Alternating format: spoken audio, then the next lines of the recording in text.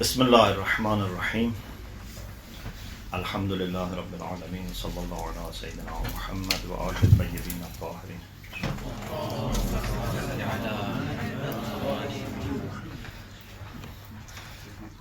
So the Prophet sallallahu alaihi wasallam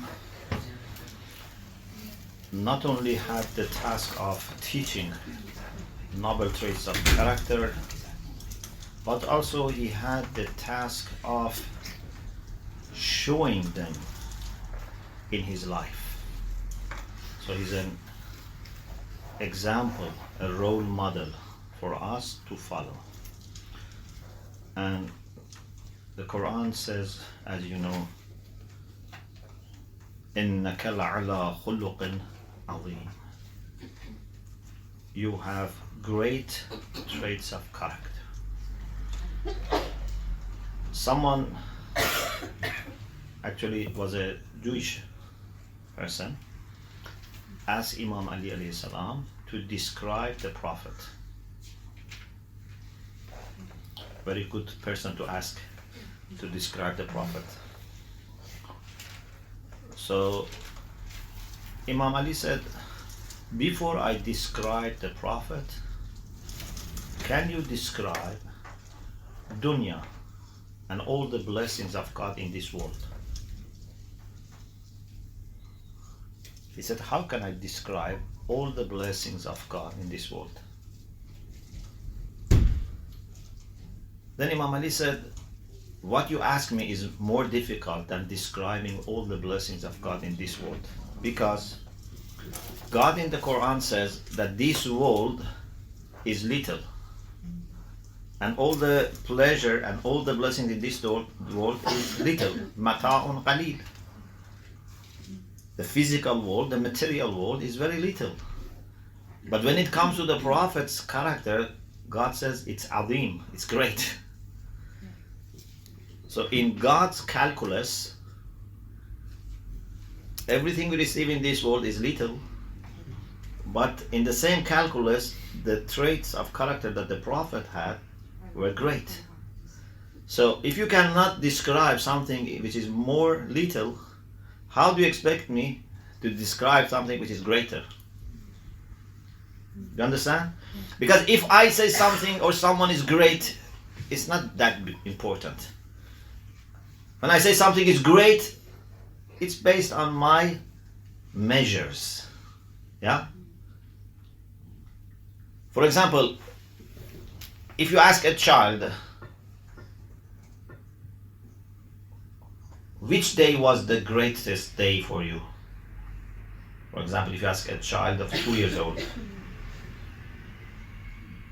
you see the greatest day was that when the child had a nice food. Yeah? So you can make a child feel great by 20 pounds, 30 pounds, and a little love. If you ask a teenager, it costs more. To make a teenager feel very good, and that was great day, maybe few hundred pounds. Yeah? But still you can feel a teenager feel great, make them feel great. But if you ask a very wise, experienced philosopher, or for example, theologian who has experience, who is now in his 50s, 60s, what makes a day great for you? Then he thinks of many things. He thinks of humanity. He thinks of, many things. So you cannot make him feel happy just by a few hundred pounds. If there is one person suffering in any corner of the world, that day cannot be great. Yeah? So based on people, their expectations can be different. When God says something or someone is great, that is in His standards, not in our standard, not even in the standards of a philosopher. So God says, إِنَّكَ لَعَلَى خُلُقٍ عَظِيمٍ. You have great character. And we should know that the prophet didn't start having great character after he became a prophet. He had it before. And this is why God chose him. You know, the mission that God gives to people, to Moses, to Jesus, to Abraham, to Noah, to Mohammad, this mission is not like a letter. You know, I can give a letter to any person and say, you know, please carry on delivering this message. Yeah? Does the person who pass on the letter need to have any qualification? No, he just has to be reliable. Yeah? Yeah. But if I teach you a deep philosophical thing and say pass it on to the next person, you have to understand it first. Because it's not just a piece of paper. If I say, please pass on this paper to that person who is there, it's easy. You take the paper and pass it on. But if I give you an idea and say pass it on, you have to absorb it. You have to understand it. You have to grasp it. And if I give you my final message for humanity forever, which is the message of Shifa, healing, and Rahmah, mercy, and light, which is Nur, and Huda, which is guidance, and I say deliver this message, so you should be able to absorb this and pass this message on. It's not just a, you know, for example, a book. You say, okay, I take the book and I pass it on, even without understanding, or just understanding it literally. No, you have to be grasping the message. Because from now on, people, even for understanding the message, they look at you and listen to you. أنزلنا إليك الذكر لتبين للناس ما نزل إليهم. You have to explain for them. So not only you have to be understanding, you have to be good teacher for this. And also, you have to be very much similar to this message. You know, in the Quran, there are some verses that show how close was the Prophet to the Quran. For example, Allah subhanahu wa ta'ala says about dhikr. We sent you dhikran, the reminder, then says rasulan. If you look at the Quran, dhikran, then it says rasulan, which recites yatlu alaykum. Dhikr means the Quran, because it says anzalna ilaykum. We sent it down. It cannot be the Prophet, because for Prophet we cannot use inzal. But then after dhikran says rasulan. It doesn't say dhikran wa rasulan. It says dhikran, rasulan. It's either badal or atfa bayan. So it means that the Quran and the Prophet are like two sides of the same coin. One is a human being, and the other one is knowledge of God, wisdom of God. So this is why one of the wives of the Prophet was asked about the Prophet. And she said, كَانَ خُلُقُهُ الْقُرْآنِ. The Prophet's character was the Quran. So if you want to understand the Quran, look at the Prophet. If you want to understand the Prophet, look at the Quran. You know, sometimes you have two books very similar. You may don't understand one paragraph from one book. I don't know if you have this experience in Jose. We had many times this experience. For example, in fiqh, one of the books we use, textbooks, is Sharh al-Lum'ah al-Dimashqiyah by Shahid al-Sani, commentary on the book Lum'ah by Shahid Awwal. So the first author became martyr, and the commentator became also martyr. So Shahid Thani also had the book Masalikul Afham, again on fiqh. So sometimes when we had difficulty understanding what Shahid Thani wrote in Sharhul Lum'a, we used to refer to what he wrote in Masalikul Afham, because he uses different, expressions and different, explanation. So the same author, the same creator has different creatures or different gifts for us, different presentations. If you don't understand one, you can refer to the other one. Sometimes if you don't understand the Bible, you can refer to the Quran. Or maybe if you don't understand the Quran, you can refer to previous scriptures, because it comes from the same God. But very much so between the message and the messenger. The message and messenger are very much similar to each other. So, Prophet was not only a teacher, he was a person that in his life exemplified the Quran, even before he became the Prophet. And if you study the life of the Prophet before Islam, you will see that the Prophet was known and recognized by all people as honest and truthful. Sadiq al-Amin. Can you imagine, in a society that pride was coming from money, from number of camels and horses and soldiers, and which tribe you belong to? Yeah, these were the sources of pride. Al-Hakum al-Takathur.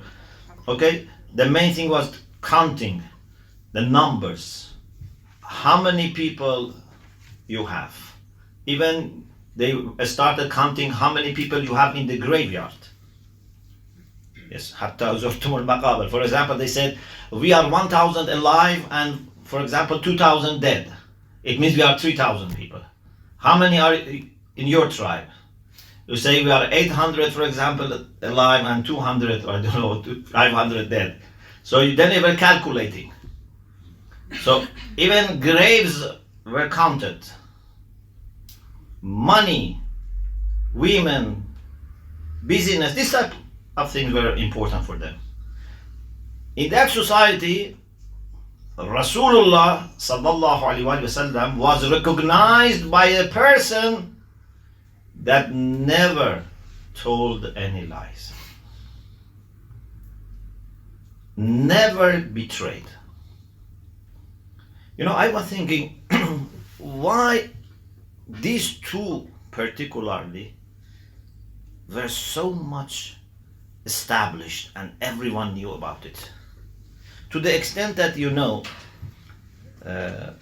Rasulullah, when wanted to migrate from Mecca to Medina, and this is 13 years after the advent of Islam, 13 years of hardship, 13 years of some Muslim being tortured, some being killed, some had to go to exile to Ethiopia, Habasha. Their properties were confiscated. Very, very difficult time, 13 years in Mecca. Okay? But when the Prophet was migrating from Mecca to Medina, he still had some of the trust of the people of Mecca. And he asked Imam Ali to deliver these trusts back to the owners and then bring Lady Fatima and his mother to Medina. It's amazing. These people are killing Prophet's followers and torturing them and confiscating the properties, but still, if they want a safe place, if they want someone that would never betray, they know that that is the Prophet.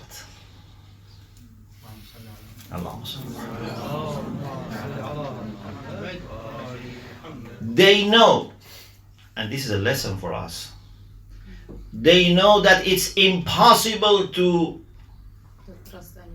betray, even by having this excuse that they are killers of us, so we can keep them trust and not give them back. Or they have confiscated our properties, so we don't give them back. No. The Prophet doesn't think like this. This is why he is great. So, we become good Muslims. This is a test for us. We can be thinking that we are good Muslims when the day comes that not only our own people, not only our friends from other faith communities, our enemies would say these are the most honest people. If my Muslim brothers, sisters, or my Christian friends or neighbors, they say it's not enough. When our enemies say, those who don't want to see us, but they say, these people never betray. We have lots of problems with these people, but we have never heard any lies from them. That's the day that we are a good follower of the Prophet. So, I was thinking why these two became so obvious. Of course, he was a very generous person. He was a very modest person. He was a very humble person. But why these two were circulated in the, minds of those people more? Sadiq al-Amin. Then I came to two conclusions. One, because for future, because God has planned for future. God knew that for them to trust in this prophet in future, in the year 610, he was born 570, Christian era, yeah? So in the year 610, God knew that he's going to give him a message to deliver to people. What would people need the most to trust him? To know that he is truthful and he is trustworthy. And this is why the Prophet in Mecca used to tell them, if I tell you, for example, he went on the mount, I think was Abu Qubais. He said, if I tell you behind this mount, there is an army of enemies and are coming to conquer Mecca, do you believe? They said, yes, of course. We never, lost our trust in you. We never, heard any lie from you. So he said, I now warn you about God's punishment if you disobey, if you rebel against his will. Something in this line. So, because to trust in him or any prophet requires you to believe in their truthfulness and trustworthiness, so God had prepared the ground for this. So no one, it's amazing, maybe today people have difficulty in finding whether Prophet Muhammad was a prophet or not. Yeah, today maybe people have difficulty because they have not seen the Prophet. I wish it was possible for us to see the Prophet, or if we see true followers of the Prophet. So today, people, yes. I was just thinking today, this because of the trustfulness and the honestness. What today do you see that we do wrong to not gain this kind of trust or trustfulness? Yeah, very good question. I come back to this. If I forget, please remind me. So, today maybe people find it difficult, but people who lived in Mecca and lived for 40 years with the Prophet and also knew his grandfather and ancestors and all up to Abraham, they don't see anything to doubt the integrity of this person. Okay? So, how you can believe for 40 years that this person is truthful and honest? And also 13 years after he started, presenting the message of God, still you believe that he is trustworthy. Okay? And still you doubt him. Now today, forget today. Go to that time. For those people, there was no excuse. Because they could not say we didn't know him. They could not say, once we heard a lie from him, forget 10 times. Even they cannot say once we heard one lie from him.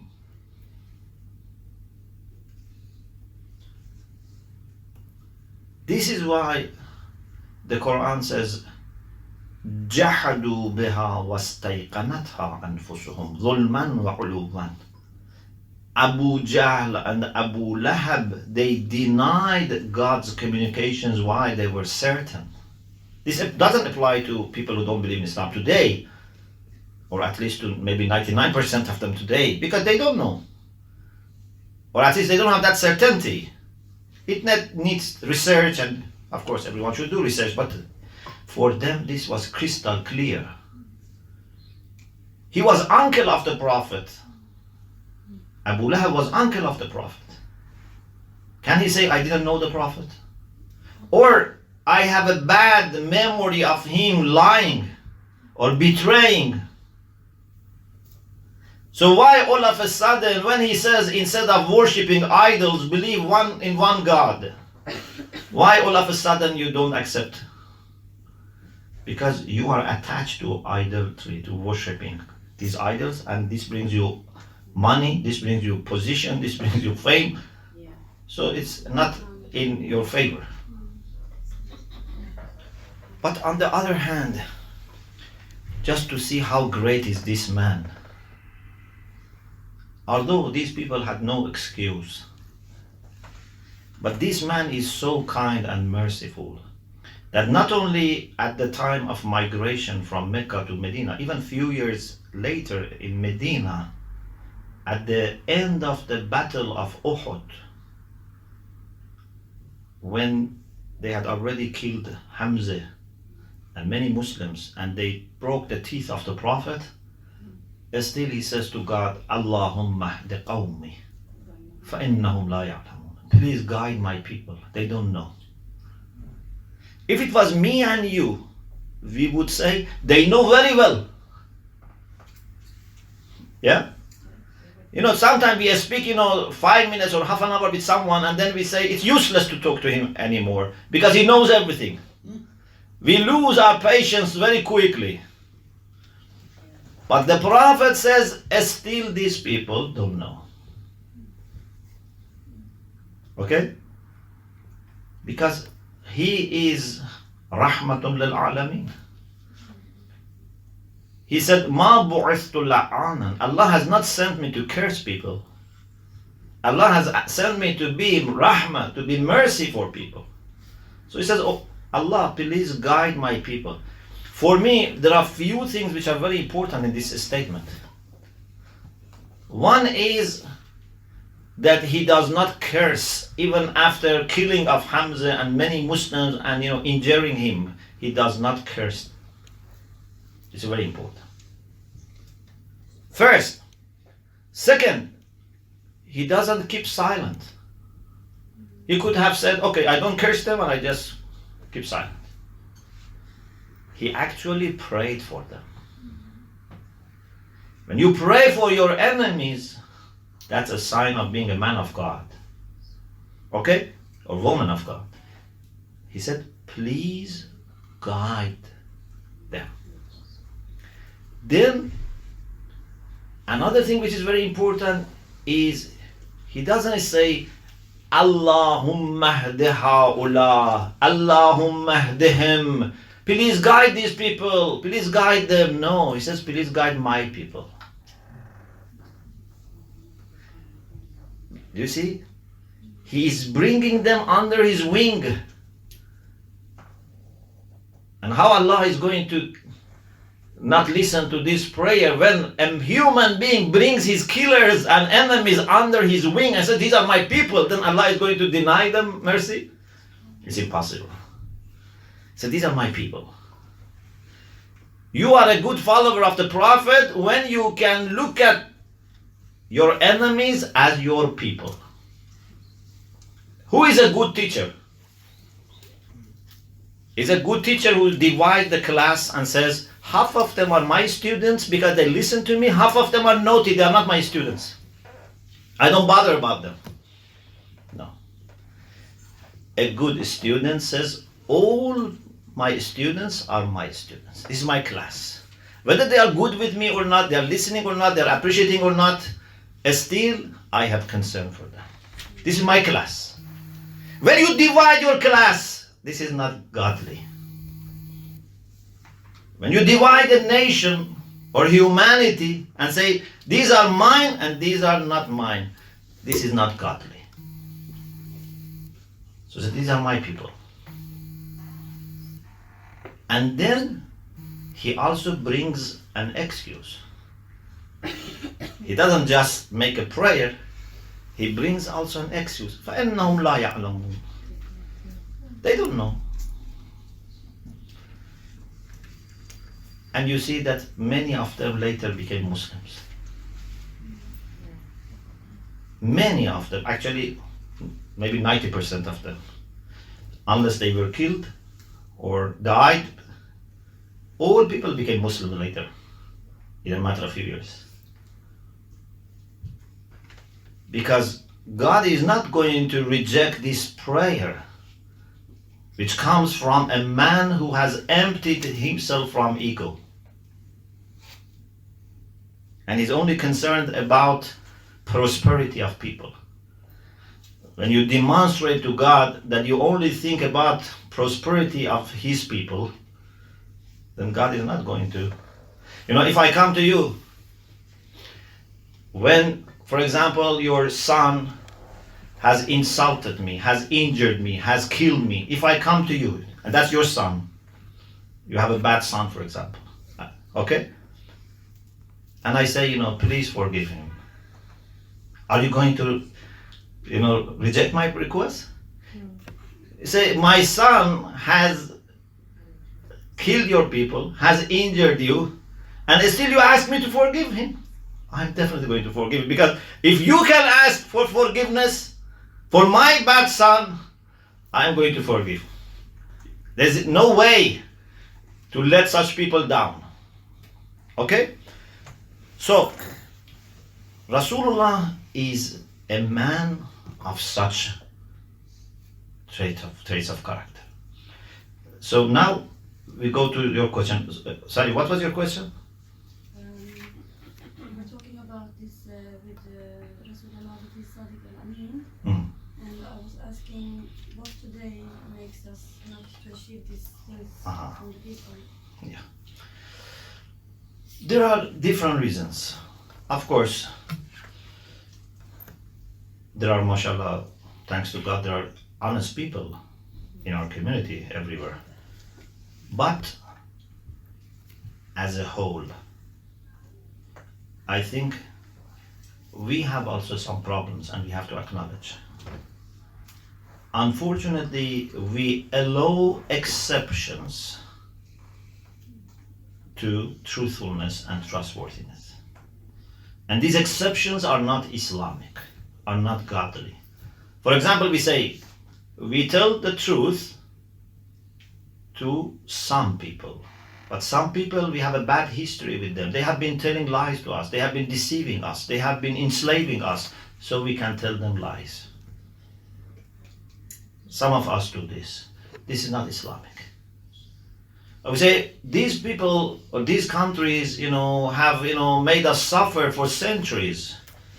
They have appointed tyrants and dictators to rule us. They have taken away our resources. So why we should be trustworthy? This is not Islamic. Whatever bad they have done, don't let them harm you by you also copying them. This is the worst thing that your enemy can do. I say always, the worst thing that an enemy can do with you is not to kill you or injure you or imprison you. The worst thing is to make you act like them if they don't have morality. If they kill my morality, that's the worst thing. Not if they kill my body and physical life, or injure it, or harm it.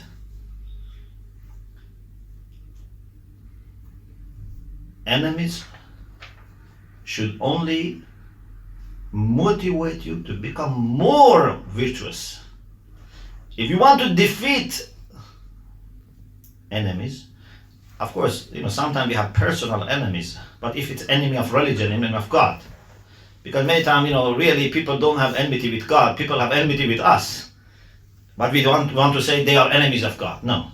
Many times it's personal. It can happen to be between a Muslim and non-Muslim, or a Christian and non-Christian, but in reality it's not between God and them. You understand? So many times we quickly say they are enemies of God. Why? Because they disagree with me. This is false. But suppose there are people who are proved to be enemies of God. Okay? Suppose. Don't let them and their enmity to take away from you your moral character. Don't say, now I can tell lies to them. I can betray them. No. Up to the last moment of your life, you have to hold onto your virtues. This is what we see in the prophets, in messengers, in Ahlul Bayt. And I am amazed that when you look at, for example, Karbala, you see Imam Hussein alayhi salam. Up to the last moment, he is holding onto his values. It's easy, to hold on your values when everything is perfect. When you have, job, health, safety, security, respect, and saving in your bank, you have everything. Then to be moral is not difficult. And still, unfortunately, we fail sometimes. But even if you are moral, it's not great, because everything is perfect. But when you lose your job, and then you are going back home, then to keep still kind and respectful to people is very difficult.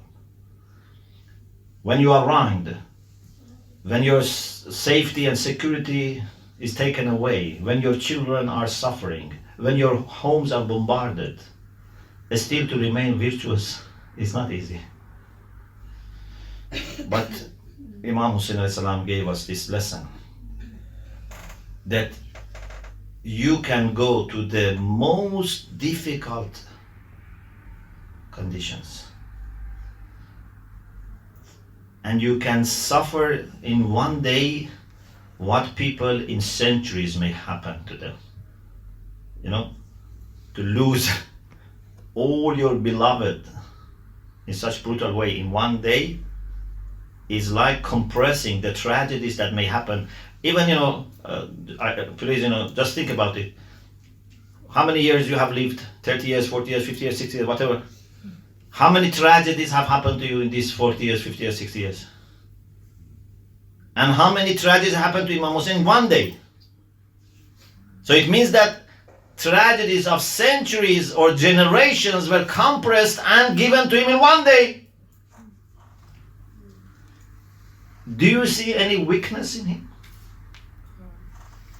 Do you see him becoming angry and cursing and killing and not understanding what he says or does? Or you see that even on the day of Ashura, he is talking to his enemies, so that maybe one more person can be guided. You see his love, you see his patience, you see his remembrance of Allah, his gratitude to Allah subhanahu wa ta'ala, his kindness, his readiness. When you are so much bombarded with problems, you don't understand what to do. But you see, when horror is coming, you don't think, it's easy to forgive for her. If it was maybe any of us, we would not be able to forgive her. You say, now you ask me to forgive you, you have brought all these, tragedies to us. You are the person responsible for my family be here. Now you so easily want to be forgiven? How can I forgive you? If it was me and you, we were not being able to forgive her so easily. But he treats her not just as a criminal who repents. He treats him as a saint. This is Hussein. He treats him as a hero. Not a person that with difficulty we can forgive him and say, okay, just you don't go to hell. No. A person that Hussein sees in him a great person, a great hero, a saint. So, this is the significance of akhlaq that you find in the Prophet, in his Ahlul Bayt, in his household, and his true followers. So if we want to be good Muslim, it's not enough just to pray or fast or go to Mecca for pilgrimage. They are all needed, but the whole point in doing all these things is to make a connection with the Prophet. And by following the rituals that the Prophet described and prescribed, then you be in a position to go deeper and connect your heart to him. Not just remain at the surface and say, okay, I'm praying, I'm fasting. This surface is just to get an entrance to the deeper levels of Iman. Not just, you copy the surface. Like someone, sometimes I use this example. Some people, for example, they want to become doctor. Like children, you see, children very easily become doctors. They buy, for example, a white dress. In our country, doctors have white dress. So they buy a white dress and then they take, some, toys, like for injection, siren, whatever, and they have become doctor. Why? Because doctors have white dress. Doctors carry these tools. Yes, it's true. Doctors have this white dress and carry, but this doesn't make you doctor. This is just the surface. You have to get the character of a doctor and also qualifications of a doctor. Even people who graduate from medical university still may not be a doctor. Because a doctor is the one who cannot have rest unless the patient is receiving enough care. Even the qualification is not needed. But suppose you don't have qualification, you don't have the character of doctors, and you just put on the dress and carry on the tools and pretend that you are a doctor. This is not making you a doctor. And to be a Muslim is not easier than being a doctor. Just by keeping a beard and praying and fasting, I don't become a Muslim. I become a Muslim when I submit my heart to God. وَمَنْ أَحْسَنُ دِينًا مِمَّنْ أَسْلَمَ وَجْهَهُ إِلَى اللَّهِ وَهُوَ مُحْسِنٌ. And you have to do ihsan, you have to do good things. You have to be benevolent. May Allah subhanahu wa ta'ala help us in becoming good people, good followers of God and His prophets and messengers. And may God help us to exhibit the noble traits of character that Prophet showed us in his life. وآخر دعوانا الحمد لله رب العالمين.